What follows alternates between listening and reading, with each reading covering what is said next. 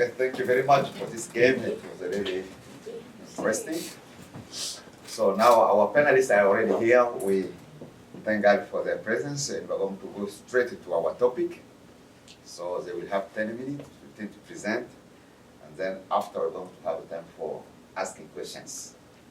So we are going to ask them about to come first, because the one who came first. Present himself, and then we'll continue from there. Thank you. Okay. I think some of you know me. My name is Mambo Masinda, and of course, I'm originally from Congo. I was born in east part of the country, in a small village called Mombasa, and I did all my studies in that province, in North Kivu. Sometime I moved to Lubumbashi, which is southeast of the country. And for some reasons, I was obliged to run from my country to Tanzania, where I lived in a refugee camp for 3 years before I was able to be settled here in Canada in 1988. Do the math quickly. How many years I've been here? 38? 30 something. So I've been in Canada for 33 years. I'm married and a father of 5 kids. Now, talking about the black in America, specifically here in BC, you may be tempted to say the past is not what I want to hear today. The past of blacks living in BC. You may not be interested by the past. But keep in mind that you and me, we are the product of the past. Like it or not, you belong to the past to some extent. Now, I don't want to overwhelm you with names of folks who have been doing extremely well in BC. I just want to focus on the present, the very present moment. Think about who you are today. Think about it in a second. Who are you? What is your identity? Why today, for example, you are capable of living here in BC and enjoy all those opportunities we have around us? Think about those guys who have been living here a century ago. That time, you and me wouldn't be allowed to live in, or to go to the same school like with white people. It wasn't accepted to have black and white to go into the same school. That is our past. The past of discrimination. Today, we are not discriminated. Why do you think you are capable to go to school with white folks without being discriminated? Who did the job? It didn't happen by itself. Some women and men, they had to fight so hard. They had to fight so hard to make sure that you and me, we can live here in this society to some extent freely. Now the question is, because we are in the present moment, what you and me are doing to make sure that your kids, they can live in this society in a better position than yours, than mine. Because those who were fighting 50 years ago, they were able to create a society where you and me can live without being afraid of being beaten by somebody. So now the question is, what do you do as a person? What do you do every single day in this very present moment? What do you do to make sure that my kids, your kids, and your grandsons, they will live in a society which is even better than the society we are living in today?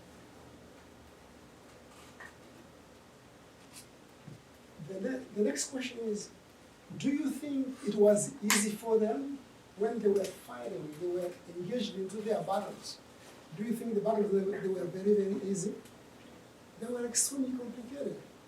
At their time, it was so hard to fight.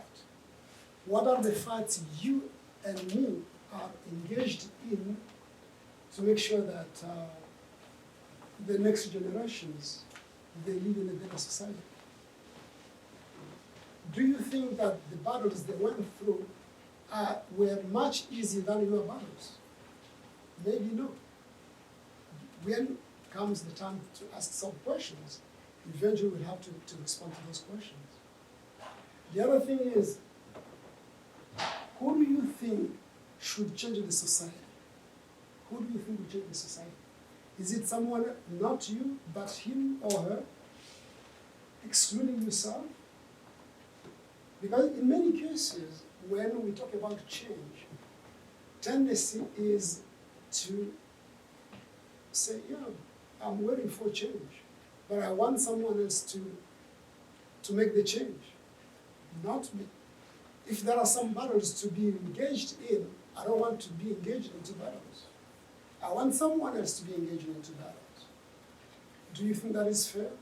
You subtract yourself from the fight and expect someone else to engage into the fight?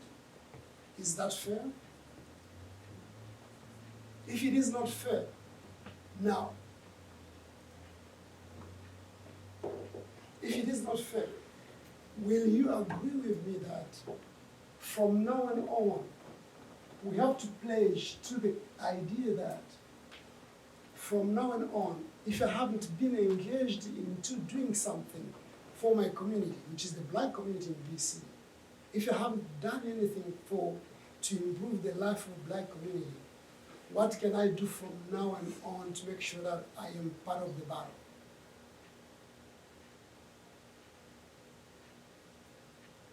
Think deeply. I'll just give you an example. If a black man, or let's say a black person, is killed in BC, in Vancouver, somewhere else, and the Congolese community or the black community calls for a meeting or a rally to go and protest against what happened to this black person, will you be willing to go and attend this meeting, this rally? Most of us here can tell you that very few of us will show up. Why? Because this is not my, this is not my direct brother. It is not my sister. Maybe I will expect other people to go and engage into the fight, expecting me not to be involved. Now the question again remains the same. If tomorrow, after tomorrow, you see something really bad done to the community, to the black community, are you ready to step in and fight for the black community? I think I will leave the conversation right there, because today, what I want you to do is to reflect about yourself. Who am I? Do you understand that I am somebody today who is living in BC with some freedom? Do I understand that we had so many people who were fighting to create a new society that you and me are living in today? And what do we do today at this very present moment to make sure that we create another society which will be better than the society we are living in?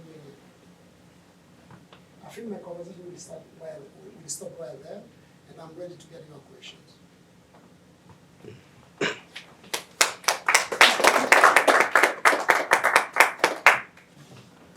Excuse me, I think the way we're going to do this, for the time, we're going to give the second person to speak. And then get the questions after. And then we get the question after. Okay. So that may be easier. So as you will, why it's really huge, and each person prepared according to what he thought would be beneficial to us, to everyone. So now I'm going to call the second person to come and present, and then we're going to take the questions. So want to call President Maranatha to come and to speak.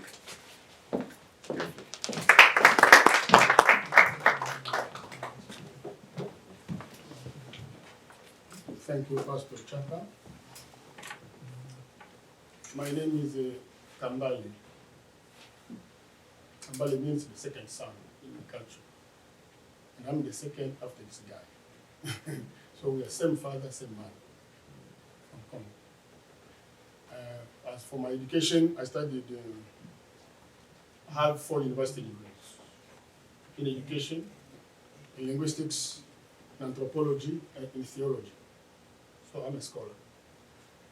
And being a scholar, most of you are just young, so you allow me to use my teaching skills and talk about just the subject of today, which is re-establishing African heritage.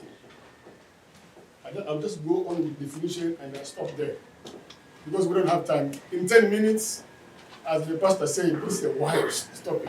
How can you narrow this issue in 10 minutes? So briefly, I want to go to the definitions of terms because you cannot speak to a subject if you don't know it. Let's start with the first word, re-establishing. What does it mean to re-establish? It means that something was there already, it was established. Then it's like it was lost. So you want to re-establish it again. Okay, let's go to Africa.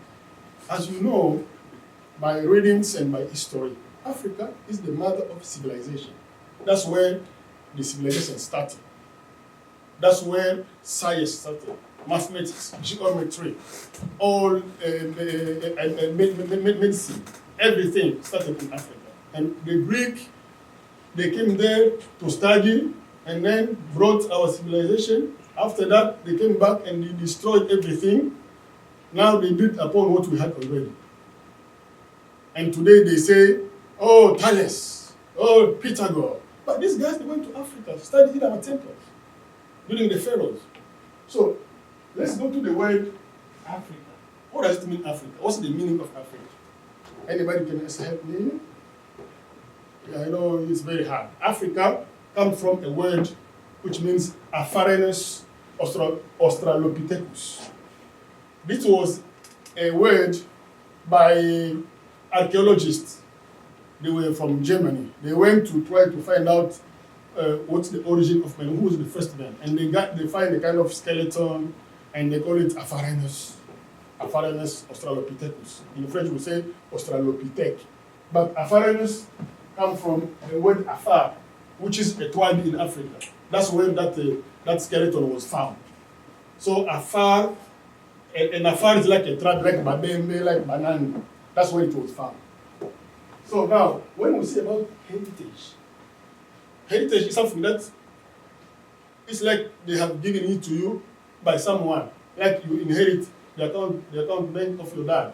So what did we inherit from our fathers? First, the land. Thank God we still have Africa as a territory. But what about number 2? We have the land, we have also our nations.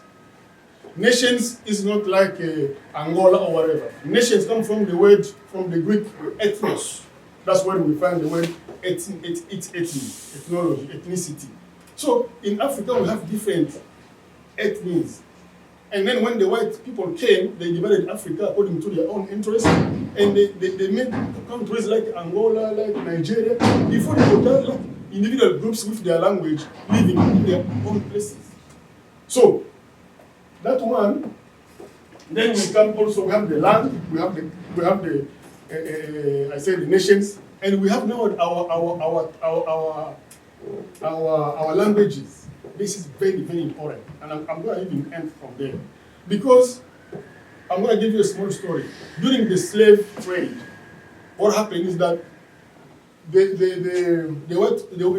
slave trade was between the Arabs, the Europeans, and the Americans. So they come take the Arabs, they take our people in Europe, the Europeans, they bring them in America. So what happened is what? First of all, they did, during that kind of shameful trade, they they refused all our forefathers to speak their language. That was number one. Number two, they have to change their names. So after 500 years, even 100 years, you don't know again your language and where you come from. Because your language tells you immediately. If you say Kambale, oh, you can go there and ask. When you say Masinda, immediately they will know. So they took out of our languages and our names. So I'm going to tell you again, especially the fathers here. And it is a shame, starting from myself. Our kids, they don't speak Inani. Ask Mambo if his children speak Inani. He doesn't. Even me, no. In our houses, do we speak Kibembe in our houses? We don't. And these are the key elements of a culture. That's anthropology, is the study of culture. So when we lose our languages, we lose our names, we lose, it's like a tree without roots. So, to wrap up, if we were strong, how do you destroy a nation or a country? Like today, Congo is under war. We have four ways of destroying a country. You can destroy a country by war. A culture, you come and just bomb everybody. Number two, you can destroy them by debt. To pay our slave work. Because the borrower is always a slave to who? To the land. So if people come and give you a lot of money, slave work. You can destroy a country by debt. That's why you see all they call the IMF, International Monetary Fund. Their objective is to give us money. We become just their debtor, and we cannot move anymore because they want to dictate us their way of doing. Number three, another way to destroy a country is by education. If you lose a good education, and we copy only the other education, after 20 years, you have nothing left anymore. So if we want Africa to come back to a good establishment, we need constitutions which will allow no more debts to the white people. Number two, a constitution which is going to guarantee our education in our mother tongues. Not only that, we have to allow a system which will bring us back again. Because like in my culture, in my nation, our economy was based upon the land. So the chief of the village makes sure that everybody has a piece of land on the mountain and on the valley. Everybody has a wife. We don't have a prison in the village. You can finish 50 years. You have never seen a divorce. You have never seen someone who commits suicide because there was a good organization. But today we copy the white people. See where we are. So I appeal for you for the last time. We need a re-establishment by a good governance based upon our culture, our civilization. Questions?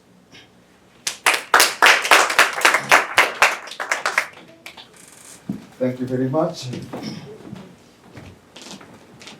I think at this time now we are ready now to take questions. Can I see? Yeah, you can sit. And say you can come and sit. So the last person will speak later. Then we will continue. I hope our presenters were clear. Or you get intimidated or feel any kind of shame. So feel free to ask anything you feel you need to ask. So raise your hand and then we're going to give you the opportunity to speak. Thanks. My name is Bamini, and my question is for the second speaker. What's your name? Kambale. Yes. My question to you is, what can us youth, us here today, do to reestablish our African heritage? Us as youth today. Thank you again. I didn't catch your name. One thing I know, you are the pastor's son. Okay. As I told you, even someone spoke during his speech, I don't know if it was the pastor or Mambo, that we may learn from history and build the future. Because we cannot also be stuck in the future. Oh, we were strong. It's not enough. If we were strong, the first thing is that why did we lost the Egyptian civilization, which was the strongest and the most powerful civilization even before America. They were called the Pharaonic area with the pharaohs. They were the most powerful. But I'm going to tell you one thing. The pharaohs, they lost the battle because of our culture game. Because they had an army. Pharaoh has an army, the strongest army in the world. But his army was only, we call it defensive. Defensive. So you cannot go and just kill people or go and loot people. But you can just use your army if someone attacks you. That was our morality. Because don't do wrong to people. But the white people, when they go to the gun, they don't care. They said, we have cold, we don't have anything to do, we don't have a good climate. Let's go and loot other guys. They came and attacked us, but the African, they were not able to have an offensive army. So that's how they destroyed Africa from the Greece, 300 years BC. After Greece, it was Rome. After Rome, the Arabs, up to the colonization and whatever. So we have to build a strong army who is able to defend and to defend the country. I finished that today we have war in Congo with M23 and so on. Because we don't have a strong army. If we have a strong army, who can go in your house if your house is strong? We have to rebuild our army. An army which is patriotic, which is nationalist. After the army, then it's not enough. Even Mobutu was strong, but a security goes with development. You can have people peace. You can give people peace, but if they are hungry, they can turn against you. So it has to be the balance between a good government and a good economy. Can I add something? Thank you. The idea of reestablishing the African heritage, it's a huge and very complex topic because it has so many dimensions. You have economic dimension, languages, culture, army, and so on and so forth.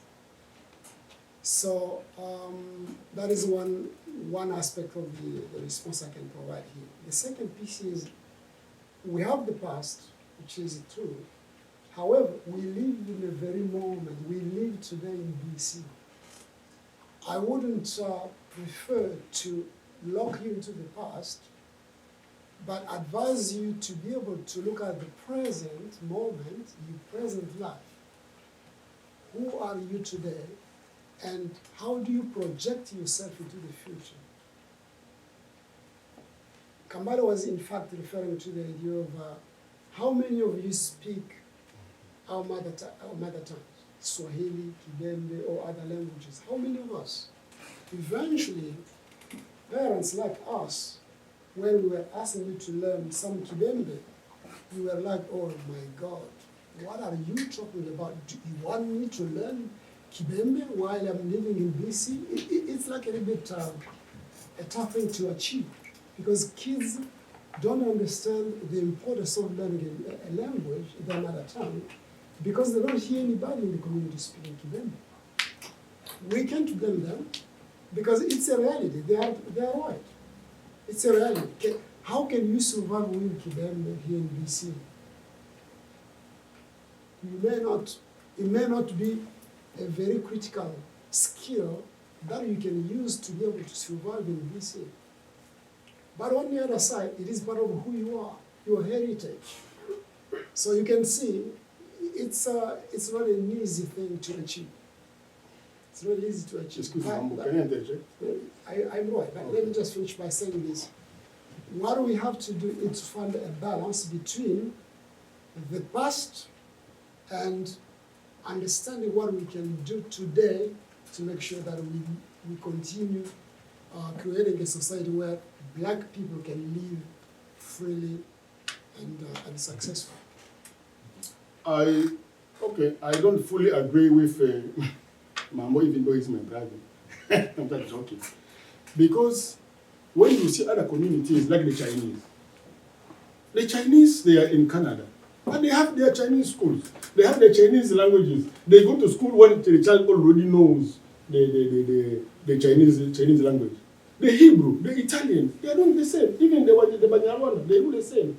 But why do we think that it's not easy? It is our responsibility. I know it's not easy in terms of it's gonna be quick like this. But we have to start. If you don't start, we'll never we will succeed. I finish by giving you an illustration that you'll never forget.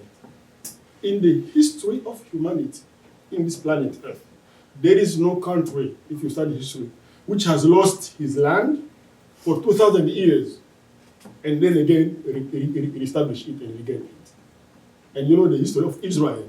These are the Hebrew. They were in exile in 70 BC. They came back in 1948 with their Hebrew language.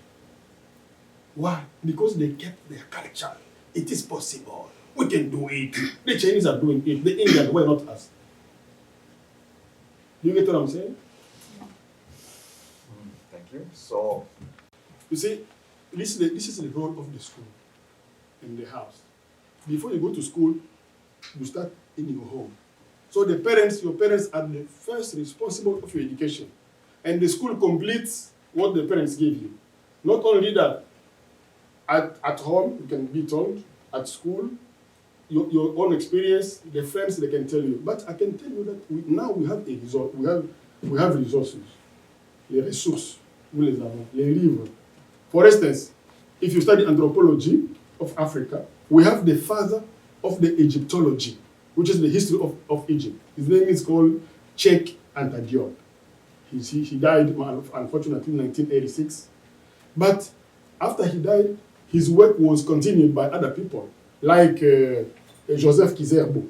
He also died. But after Kizerbo, we have also other people. Today we have Théophile Obenga from Brazzaville. Not only that, we have another one who died recently here. His name was Kalala Omutunde. So we have a lot of books. I can give you some resources after the conference. So we have education. You can read and understand. But what Mambo said is also very important. Presently here, how do we keep it? In fact, for me, I am struggling right now with a bank which is called Van City. They told me like this. This is good news. They said that, Mr. Kambali, go and found in your community 7 people who will be the administrator of a project, because I present them my vision about Congo community. And they said that it is too much. You have 35 activities you want to do. Okay, we want to offer you a Congolese community center, like Croatian center. So in that place, then you can operate with all the activities. We can have our own restaurant, our own daycare, everything. But it costs $4 million. And the $4 million, we need 7 people who will be the administrators. Like if you have a mortgage, you have to check on your credit card and stuff. 7 people who are well established here, like Mambo, and then we can be given $4 million and have our African Cultural Center, Congolese, where we can now, as we say in French, planter les choux à la mode de chez nous. We can do our own activities. So I need 7 people who are committed. Thank you. I think there is a question, if you understood, I want to rephrase. He is asking the importance of African heritage for the younger generation today. How can you convince young people that African heritage is good today? That was the question. Is it so? Yeah. I think that was the question. Yeah. Again, as I said, one of the reasons why people and communities tend to fail their battles is not understanding not understanding how complicated it is to try to solve a problem. Once you know that it is tough, very complicated, then you can start strategizing what type of means I will have to deploy to make sure that I can overcome the challenges and the obstacles I have in front of me. If we take this situation lightly, most likely we will fail because, as I said in my presentation, when folks were fighting for us today, so we can live in BC freely without being discriminated, we are still discriminated, but not as before. their fight, I asked you the question, do you think that their battles, their fights, they were easy? They weren't easy. Many people passed away, they were killed. Even white folks who allied with us, they were killed with us, black people. They were killed because it was a tough battle. No, keep in mind that when somebody has privileges, the white privilege, white folks, they have the privilege to be where they are. When you fight to ask them to give up some of their privileges, what happens? They fight against you, and many will get killed just because you want them to change their mind. So I'm inviting you to keep in mind all the time that it is a tough battle today. It was a tough battle yesterday, which is the past. It is a tough battle today because everywhere you go as a black person, you will be facing those kind of discrimination. And those guys who are going to come, the next generation, they will have their battles. And their battles, they will be tough battles. So as long as you keep in mind that I am involved into a tough battle, it means that we will have to understand that we have to fight strongly every single day to be able to make it. If you take it lightly, you will fail. I can tell you that. Okay, before we conclude, Eric, as I said, they always mock us sometimes. They say that in French, they say, I'm going to translate it. They said, if you want to hide a truth to an African person, put it in a book. In other words, we don't read. We have a lot of resources, as I said. Let us start from there. Number two, I want to congratulate your pastor who is doing something like this. This is a kind of starting point. If we continue, as Mambo said, to discuss about the issues, ask questions, then we will bring what we call awareness. And then the more we discuss, the more we can also plan. So I think that this kind of discussion has to be ongoing. Not only every week, but at least once a month, we can be doing some kind of activity. It's one of the ways. And a culture is like a tree. I'm going to say it in Swahili. It's very important. Muti pasipo mizizi haiwezi kuendelea. If you have a tree and you remove the roots, after a certain time, it's going to wither. So the culture is the soul of a civilization. If we remove the culture from a civilization, we become just robots and puppets. So this is very important, and this kind of workshop has to be continued. But as I told you, imagine if we have our community center, where I'm really sorry to kind of jump in and again come back to this idea of the complexity of the issue. I reminded you as young people who were born here, or maybe you came at the young age to Canada. Some of us, we tried, and I'm quite sure that most of parents here, we have tried to teach our kids our languages. And it wasn't easy. They will I think you are witnesses of how kids, they will resist the idea of learning their mother tongues. We not because we didn't try as parents. We tried, but we have to confess that we weren't successful to be able to make sure that this is a must in our house, in our home, that you will speak Ifuleu no matter what. It wasn't an easy thing. We may have failed, and we admit that we failed. Now, the question is, you as a person knowing that we failed as parents, because as you said, it didn't come from anywhere.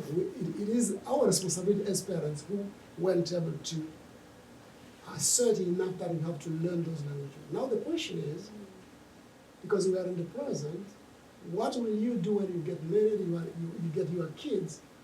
Get prepared to make sure that now, as I have seen that I lost something, I lost some of my heritage, maybe I should do something when I get my kids to make sure that they get some of the African heritage. I agree. However, I can only teach them Swahili.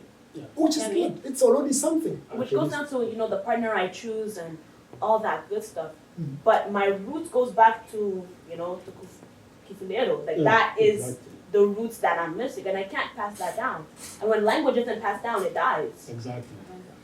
Yeah, let Okay. me add something. Okay. This question is really fundamental, and we needed to expand a little bit. And I don't want to limit the response from the panel also. We have other people here in the audience. Please feel free to ask and add, because as you saw here, we want to pass on the wisdom to the next generation. So tuko na wazazi hapa, watu wazima. Kama unasikia kuna jambo la kusema, kwa huru kutia mkono na unaongeza. And I have to really to confess to say that this topic is not easy as you think, and we needed to unite our effort to make sure we tackle it seriously. One thing I had to add, when we thought that coming here to North America, it's a good thing. We are thinking of only about having better life, succeed materially, if I can say. And that was only the thing that is or was in our mind. Up to now, even many people, even those who are back in Africa, they think that coming America or Europe, that's where better life is. Unfortunately, when we are here now, we are facing another reality as losing our heritage. Now, to get it back is not easy, because it has been deformed, if I can say it has been transformed in a bad way. As the pictures that we have today, it's difficult really to accept it the way we are. Even if you bring a child here and ask him choose between a white and a black, who's better? They're going to be shocked with the result. A black child is going to choose the white. That is the one who is good. Where is that coming from? So the society is giving something, it's feeding our brain something bad. And it's the moment to see if we can correct that misconception. So let's continue, please. Yeah. You are welcome. Before the other people go, I'm going to respond because you spoke about the Congolese community. What are you doing? This is me as the president. I think it's my responsibility to try.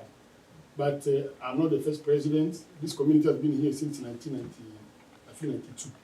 So 30 years. I'm just the actual one. I can tell you this. Right now, we have also some good news. And PAO is going to add to it. For instance, someone came and approached me. They said, Kambani, I was not even president at that time. Why don't we have a Swahili community? His name is Pastor Pascal. I think you know him. And I said, okay, we can try. And we organized with Pascal the Swahili community of BC. We are registered, we have everything, even though we are not maybe on the top, but at least we are trying to see how the Swahili can be enlarged and studied. You know what? The good news is that in 10 years from today, the African Union, they had even a meeting yesterday, the 16th anniversary. So it was created in 1963. They say that they want to recommend Swahili to be the African official language. In US, they have already the Department of Swahili as a faculty in some universities. We too, we are trying with my brother Piero and Pascal, try to have a Swahili community. At least we can start from Swahili. If you start from Kibembe, it's going to be easy. So we have some ideas that we are trying to find. Number two, I made a group that we call the Youth Congolese Community. And I can tell you that since I made that WhatsApp group, they always want me to tell them what to do. They cannot take the initiatives. And today I said, no, I'm not there to tell you what to do. We have created already a forum of the youth, but they are doing nothing. So can you help me organize, join that group again and see how the youth can engage? Because as Mambo said, tomorrow it will go to your time. So if you are not active today, who's going to do it in your place? We cannot tell you everything. You can also take initiatives. I just have to add one more thing, which is it comes back to what I've said before. which is the idea of in the very present moment, what do I do? Not what am I asked by somebody else to do. If you think, there are two ways of thinking. I want to do something. I'm planning to do something.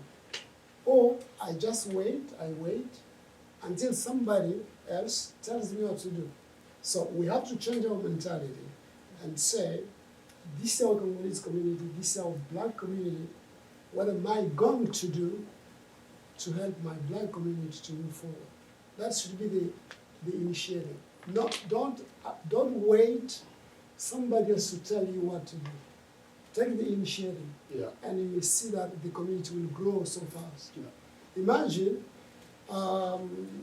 25 years ago when we first arrived here in BC, we were maybe 2 or 3 families. Now we are around maybe a couple of 3,000 people.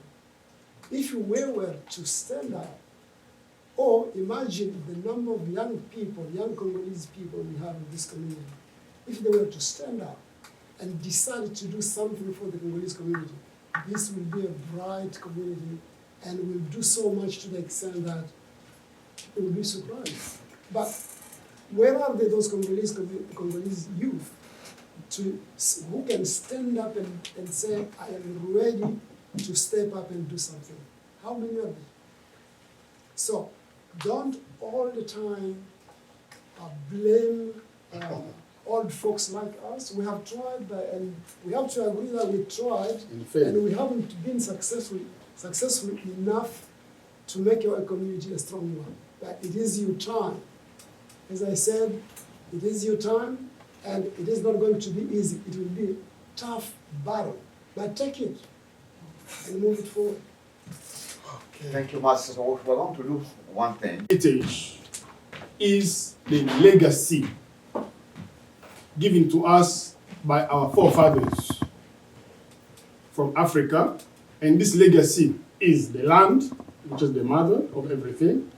That's our continent. Number 2, our history.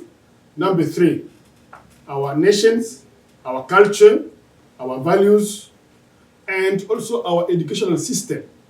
Because it has been destroyed, now we are puppets and robots of this Western civilization, which is leading us into destruction. We need to re-establish our real values. Okay. Thank you. Yeah, you know, again, when somebody asks you, can you tell me what does it mean, African heritage? You may end up writing a book. It's a very complex word, as we said at the beginning. It's a very complex word. Now, to avoid writing a book, because this guy, he or she needs only 1 or 2 words, so he can walk out and be able to. I will tell that person who is asking me, what do you mean by African heritage? I will say African heritage, it is my identity, period. But if he or she wants me to write a book, I can still write a book. And in that book, you will have so many dimensions. You will have our past, our culture, our languages, and so on and so forth. It's too much. It's a book. But in a word, my African heritage is my identity. And one thing also I can add for me, I can say that the African heritage is these unchangeable values God given to us that we will have it until we die. Because we can't explain where this color came from. Yes, we took it from our grandfather. But I believe that God also has given those values to us. And we need to keep them forever and not allow anybody to change those identities that we have. I have one anecdote to tell you. I have a colleague in my school where I spend my time. He's an Italian. This guy came to Canada 55 years ago with his family and his kids. And he was really, he liked himself and his family to keep their Italian culture. So he was educating his kids within the Italian culture. And one day, after 30 years living in Canada, he decided to go to Italy with his wife and his kids. They landed into their village where this family is originally from. And I'm going to talk about values. I've been to many sessions where I get to learn different culture, different countries, values and morals. It happened that I learned about one of the Nigerian culture, not culture, it was one of their values that if a mother gave birth to twins, they will take them in forest and kill them. They believed that was a curse to the family. They will kill them. So after time, it took them a long time to find that it was wrong. Apparently, there were twins that were supposed to be killed and something happened, they were not killed, and one came back and he defended the community against something that happened. I learned that and I was shocked. This is one of the values. As I said before, you're going to find different values. And we're talking about modernity. We are in a different society. Not all of our values were good or are still good. Some of them were the worst one that we don't even need to keep. No, that's true. The panel here before me say that there are things that we don't need to do. You don't want to go back and find yourself in 19th century or everybody in 2023. When you go back to Africa, you think, oh, I'm going to Africa, this is how they live. And you get there, you're surprised. They have changed because they are changing. But there are those values that are very important and critical that we need to cherish. One, I cannot name all of them, but I'm going to tell you, as a man, you are responsible for yourself and your community. Nobody teach you that. But it's in you. How would you feel if you walk outside and you see a black man being beaten and you just walk in? How would you feel? Yeah, you feel like you want to intervene though you don't know what is happening, right? Who taught you that? No, it's a survival instinct. If he dies tomorrow, it's going to be you. So you are your brother's keeper. Nobody taught you that. That's what you do. That's your value. Yourself, then your community. You find that everywhere. If you have a family, it's your obligation to take care of it. And if you leave them scattered around, you are irresponsible. That's a value that nobody will dispute. It's everywhere. And many, many others. So how we learn them? There are people to look after. Their family, their leaders, their value keepers. You observe them. See what they are doing. Choose what is good, reject what is bad. And you survive. Something is good also, I want to add just a little bit. The government of Canada, both federal Mission for this. Because in our culture, it said wanakunjaka mkeke sengaliki beach. Or wanakunjaka mti sengaliki beach. And my question is, it was going in my mind, is it too late or there is still hope? But when we are speaking about establishing African heritage, some young adult here, I was asking, is there is hope it's too late? Because maybe some have already made up their minds, and there is nothing we can do. And there is another category of people, maybe there is still chance for them. Because there we wrote 16 years old, and I was asking, maybe it's too late. Is it possible to adjust? I'm asking to adjust. And next time when we invite to go lower and take maybe from 15 years old or 14 and gives them this wisdom that is needed. Because I'm trying to think maybe we went too high by trying to teach the values for young adults, and we left those young ones. Maybe they're the one who need really these teachers. What do you think? I would suggest that if you go for that topic, maybe age from 12 will be good, because at the age of 12 they hear stories already. Yes, they in the already. community, and maybe they have heard about dowry or something. I think maybe 12 will be good. 12 is It's good. just Okay. my Thank take. you. You want to suggest something before we finish? No, I'm just going to. Oh, the Yeah. same thing? Yeah.